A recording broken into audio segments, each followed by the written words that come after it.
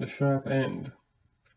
As the forefront of the barrow's security, these passages house the living and recreation area of the most of the Spider King's Drider guards. These guards are powerful and utterly ruthless, favoring tactics that exploit the natural terrain and allow them to attack from distant hidden roosts. Fortunately for the party, the Drider guard also suffer from the arrogance all too often reliving exclusively on the wardstones to alert them that intruders have penetrated their domain. Wardstone Fork.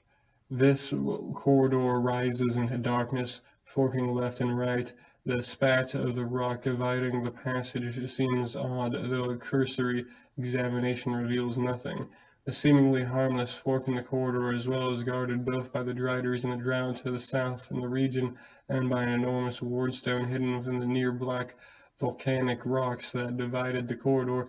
Unlike most other wardstones, the gigantic specimen creates two invisible stalkers.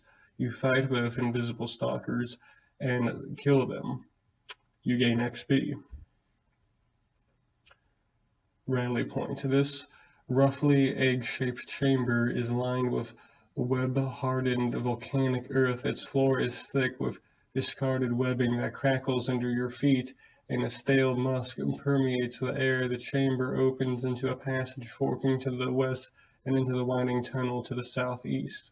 Guard hole. Multiple passages lead away from this sparse chamber, or at least it looks like sparsely occupied at first. Silky pouches are cemented into the walls at the heights ranging from a few feet to nearly 60 feet above the floor, and looking up you find wide silk hammocks hanging from the ceiling. The hammocks sway perversely under the weight of something crawling upon them.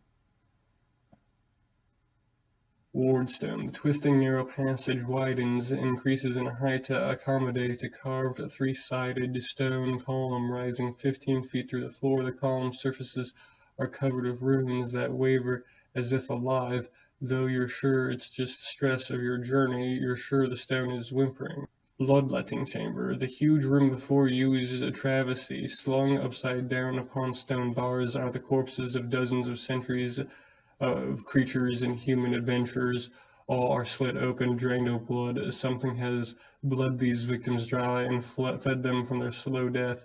As you shake off the chill that accompanies the grisly picture, footsteps approach from the shadows to your right. Now, you're attacked by a powerful Drider whose name is Trek. You slay him and gain XP. Chimney. The south wall of the bloodletting room collapsed or been dug out. A tunnel leads into the darkness, reeking of the stench of death.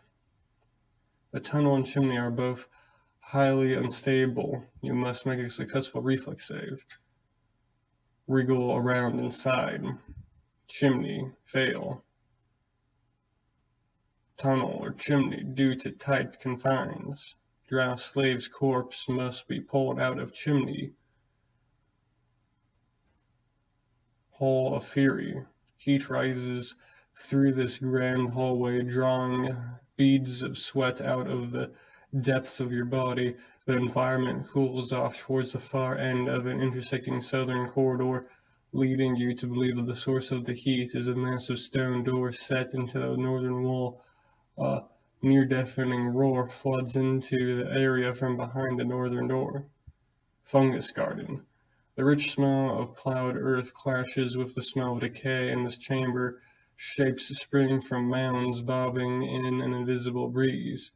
Broken Wardstone. The northern end of this burrow forks slightly, one path leading into a noisy chamber further to the north, and another path leading into another dim chamber, not unlike the one to the south. Central within the fork stands a ceiling-high pillar of roughly carved stone, its dull surface covered in worn runes.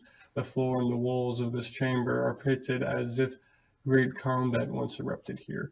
Torture Chamber.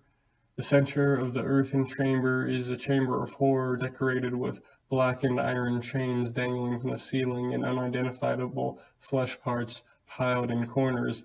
Beneath this layer of gore stands a hellish complement of torture. A powerful cloud of stinking copper clings to everything.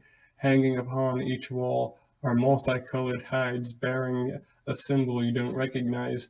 The symbol appears to have seared into the flesh, while blood still pumped through its thin surface veins.